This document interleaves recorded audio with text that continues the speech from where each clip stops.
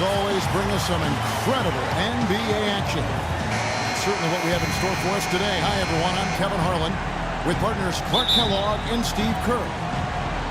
You look at the Clippers. They've got to feel like, guys, they have an opportunity to rack up some wins over the next stretch of their schedule. You know, they'll be playing a lot of games in their own building. Well, this team is a lot of fun to watch. Everything seems to be going their way, but they're making their own breaks now. They're taking advantage of situations and opportunities, but they're doing everything right at both ends of the floor. Yeah, they've been putting on a clinic, Clark, and it has been fun to watch. I mean, with all the calls and bounces that have gone their way as well, it just seems like this is their time. Here are the five for the Clippers. Blake Griffin down low and DeAndre Jordan. CP3 and Jamal Crawford make the back. And it's Johnson in at the 3 spot. Chris Paul, Clark, the driving force behind the Clippers offense. As good a distributor as he is, he's also... Man, that was unreal. Mark it up. Forget about finesse and agility. This big fella's all about power and force.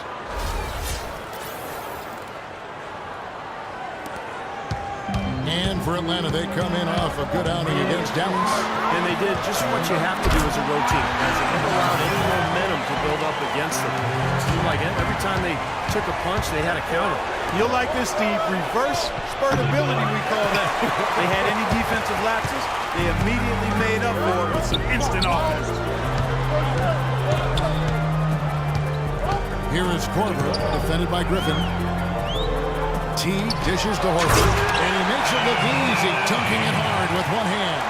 No challenge from the defense there. Clark could have put that one through any way he wanted. And I love the choice there, partner, going hard to the hoop for that throwdown. Yeah, that's invisible defense leading to a very visible finish. The three from Korver. Crawford with the rebound. Boy, with an open look like that, he is so gifted. Man, you got to play better defense. Eventually, he's going to make you pay. Yeah, that way. He'll do it from three-point land or anywhere on the perimeter, really, because he is a deadly shooter. You've got to do a better job defensively. Chris Paul is really a basketball junkie. He's not playing the game. He watches all the games. He has a wall of TVs in his home where he can follow multiple games at once. That is fanaticism. And he actually could be preparing for a job in the studio someday. Paul against Teague. Outside Millsap. No good on the triple. For Los Angeles, they've gone 3 of 4 from the field to start out the game. And the officials signal the backcourt violation. Not very careful there. Fires from deep. And it's Johnson that time on the assist by Paul. Paul's got his 3rd assist on the night. As you guys know, as passionate as Chris Paul is about basketball, I read an interview where he said he might walk early to spend time with his kids. Yeah, I mean, it can be tough missing those moments, but I don't know. Paul strikes me as a lifer. It wouldn't surprise me one day to see him coaching once his playing days are gone. The Hawks trail by 4. Now here is Cephalosha. Right now averaging 5 points a game. And as it goes out of bounds, Atlanta able to keep the ball here. Yeah, so close to picking that pass off, guys. At least he got a hand on it. He did what he needed to do to make sure it didn't hit the target. And DeAndre Jordan throws it down. Punches it down with pop. Rubs it in. It looks like a little deeper with the hanging finish. Well, they're not backing off at all, are they? The feed to Teague. A good finish at the rack off the slip feed. Another nice bucket down low. They've really been able to work the ball into the post effectively so far. Yeah, I think that could really set things up well the rest of the game. Pound the ball inside and let your perimeter players play off your bigs. Boy, they've settled into their offense very quickly here today. Yeah, they're zoned in, making the most out of their possessions here. He feeds it to Horford. That's good, and so Teague with the assist. Teague's got 4 assists now tonight. Paul passes to Johnson. He's looking for Griffin, finds him. Fades back. Again, Los Angeles. Looks like he might be on his game today, Clark. The Hawks trail by 6 into Millsap. What a huge play. That's not as easy as it made it look, guys. You've got to have some skills to pull that baby off. Well, he's got plenty of those skills necessary for him. Man. Oh, you know it. The guy can climb the ladder, can't he? Let's find out what Doris Burke has for us. I was able to talk with Mike Budenholzer for just a moment. We talked about the difficulties of facing a player like Chris Paul, and he said that what makes Paul so incredible is his court vision. He explained that there haven't been many players like Paul who can pick a defense apart with both his passing ability and his patience in the offensive sets, saying really, he can just wait you out until he sees a weakness, and that's where he attacks. Thanks again, Doris. Foul call that time on the way up. That'll give him 2 chances at the free throw line here. Jeff Teague, one of the quickest and most elusive point guards in the NBA. He's incredible in transition. Where he's really improved is in the half court. He's figured out how to carve up defenses off the dribble. And Teague, a top-tier penetrator, a nice teardrop in the lane. And he's an improved passer too, Kevin. I like the confidence he's starting to play with now. Getting into the lane, he's elite when it comes to the assist-turnover ratio. Point guards are measured by, and he continues to expand his offensive game as well. Johnson over to help. Here's Korver, and that comes off the assist by Jeff Teague. Everybody on the floor is hot. Incredible stuff here in the early stages. Look, both teams playing downhill. Who's going to blink first?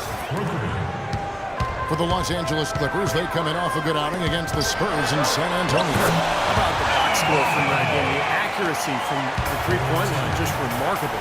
Yeah, it was a stream of threes that allowed them to repeatedly deflate that crowd. A shot by Paul. Nobody around. Off target from three-point range. Outside team. Into Millsap. It's tipped. And it's out of bounds for the Hawks as Atlanta retains possession. A quick look now at some big men that have been rock solid over the past 10 games. The top shooting centers and power forwards in the NBA. Blake Griffin, number 1. Boy, he's just a dominant presence in the low post. He gets so many good looks because he works so hard to get into good position down low before he actually catches the ball. And I like the way his game is adaptable based on what the defense is showing. I mean, he'll change it up from game to game as long as he's still able to get high percentage shots. And now the first timeout called here for the Hawks. Hawks coach Mike Budenholzer grew up around the game. His father coached high school and college basketball for 25 years, and Mike got into coaching pretty much immediately after graduating from college. So he was a guy who knew what he wanted to do. And the Hawks with a completely new group on the floor. The Clippers also making some changes. Paul Pierce is checked in for Jordan. Lance Stevenson comes in for Wesley Johnson. And Miller's subbed in for Jamal Crawford. They double him with Stevenson. Carroll kicks to Scott. Pass to Schroeder. Brand against Griffin. 6 on the shot clock. Here's Schroeder. No good. Some solid D from Paul. And Coach Budenholzer, two-sport athlete at Pomona, golf and basketball, also graduated with a triple major in Steve politics, philosophy, and economics. It sounds just like you at Arizona. Similar, only different. You know, shortly after college, Budenholzer actually took over as a video coordinator for the Spurs, and that's where his career took off. He ended up spending 19 seasons alongside Greg Popovich, winning 4 titles, and now here he is coaching the Atlanta Hawks. Well, that defense went from 4 to no defense at all. Well, you don't see him miss that shot very often. When he's open like that, it's usually lights out. Fires from the wing, and he hits the jump shot. Now it's just a 3-point Clipper lead. Nice pass. That one was right on target. Miller. The shot is off, and Atlanta will go the other way. 36 seconds left here in the opening quarter. Schroeder's shot is good. Not much the defense can do once he gets to the bucket. Los Angeles has gone 4 of 8 on their 3-point attempts, doing a lot of work from way outside. This is here in the first quarter. How sweet was that? Honey sweet. Paul with great form. Here's Schroeder, defended by Paul. Schroeder kicks to Carroll. Here's Brand. Rebound by the Clippers. And this game, the first chance they've had to see Atlanta. Well, they thought they'd handle this club last year both times, but they actually split the 2 season meetings. And they're scoring pretty well as we conclude the first quarter. Clippers lead by 6. 2K Sports, back in a moment here at Phillips Arena in Atlanta.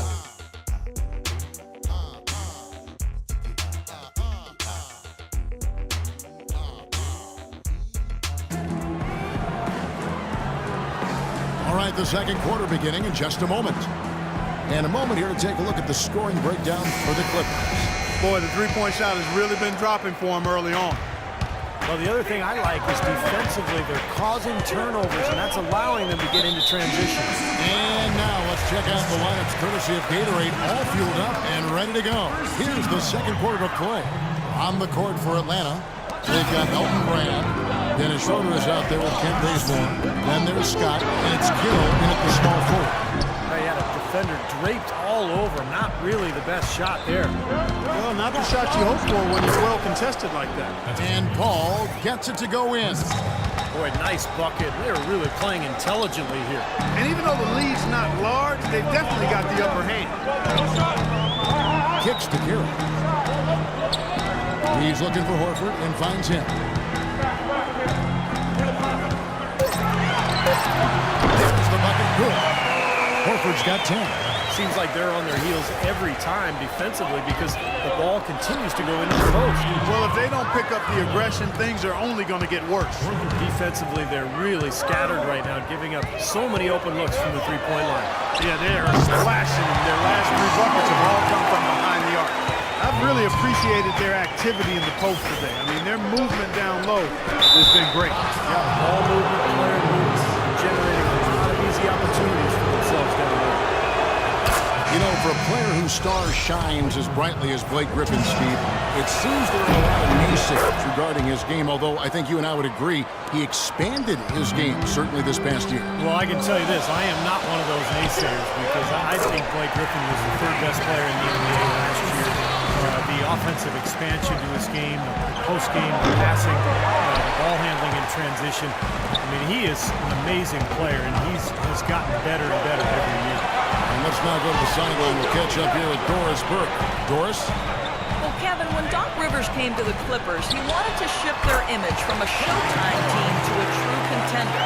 Blake Griffin said, Lob City is done. And while the Clippers still make highlight reel plays with the best of them, Rivers has brought a seriousness and a focus to this team as they pursue an NBA championship. Guys? Rivers has said lobs are great, but winning is better. They're trying to get them both, Doris. And you know, hey, anytime a player starts to get a lot of endorsements and TV spots, it puts them under the magnifying glass. They become a target. Other players see Blake Griffin on that pedestal, and they're not going to hesitate sometimes to try to take him down the peg. So, for the Clippers, Jordan, he's checked in for Smith. Johnson comes in for Chris Paul. And it's Crawford in for Miller. T dishes to Millsap. Korver kicks to Sefolosha. Here is Korver, guarded by Crawford. Korver, no luck. And for Griffin, an all-star from his rookie season. The spotlight came early, but it hasn't taken away from his competitive drive. And I think the criticism he's faced, fair or not, will only spur him to greater heights. DeAndre Jordan has always had a knack for the incredible. It usually manifests itself in his dunks or blocks. But last year, he committed himself more on the defensive end, and it really made a difference for him.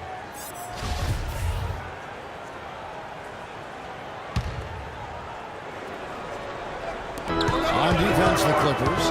10-point lead. This is their biggest. Here's Teague. 7 feet out, and he hits it.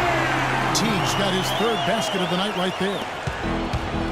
You think about defense, Clark, and it isn't just how many shots you block. Jordan really seemed to focus on the little things that go into being successful defensively. And I think that's a tribute to Doc Rivers, who actually emphasized some of those little things that would help Jordan elevate his game and his team. And to Jordan's credit, he took heed and made significant improvement. You know what? That's what you like to see. A perfect pass leading him right into the shot. Didn't even have to break stride. Griffin with it. He's picked up by Millsap. Griffin's shot is off. The defense better not make a habit of giving him that shot. I mean, he doesn't miss many of them. Here's Korver. Again, the Hawks good for 2. Good job there, Kevin, getting himself a little space on the inside. Crawford, no one around him. That's good, and it's Stevenson with the assist. And that's now 6